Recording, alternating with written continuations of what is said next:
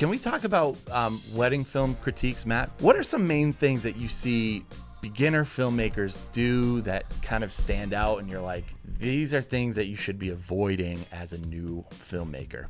The biggest issue that I see is also the thing that I always see first. And that is, I get these videos that I'm start watching where they show beautiful scenery. Maybe the video opens with a drone shot.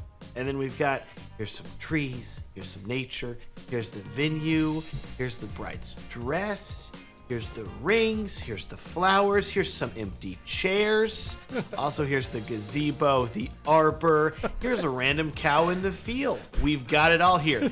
And like, I literally have watched videos where I'm a minute and a half in, and then I finally see it.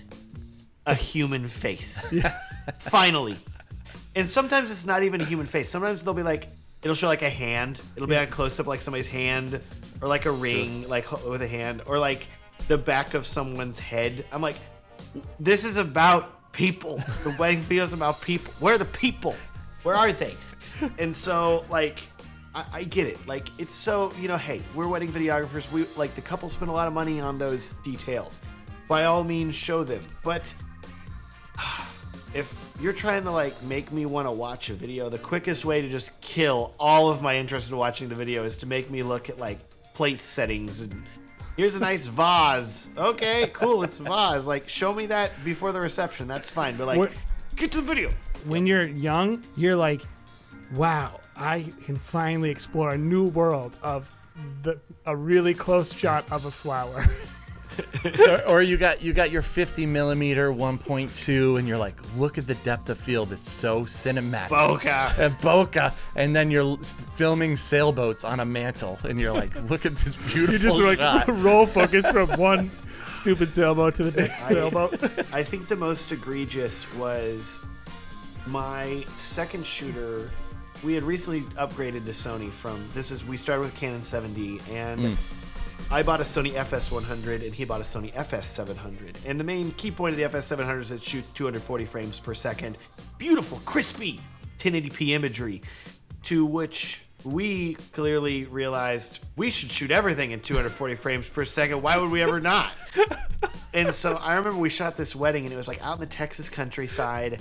And I want to say I started that wedding video with a solid 30 seconds of just rolling pasture land. Like, me driving 70 miles per hour down some back road and him filming out the window, just like cows going by and trees and grass, and like all at 240 FPS, which is really slow. It was like a 40-minute long film. Like, Philip Bloom made those videos where he was like driving through the city of London. He did one in Vegas, and it's super pretty because it's 240 FPS or like 1,000 FPS. And it's these people just walking down the street, and it's super interesting because you're seeing all these people moving slowly.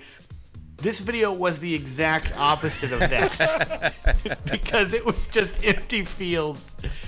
And I remember I got that video critiqued, and they were like by a wedding videographer friend of mine, and they were like, "What is happening?" And I'm like, "FS700, man, you got to show that slow-mo." Slow-mo equals good. That's actually another one is I think like too much slow-mo and too much gimbal. I think it's like lack of intentionality with how you use your equipment. It's like unthoughtful shooting, like just not planning anything. It's just like, I got a tool. I need to show that it can do this. And that comes back to gear acquisition syndrome too, where you're like, I bought this gimbal, I gotta use it. And so you're like, I gotta use it a lot in this video. Bought the FS700, I need to shoot everything in slow motion now. No, you really don't. Like, what? One shot's plenty. You don't even have to use that one shot if you don't want to. You could not, and it might be okay.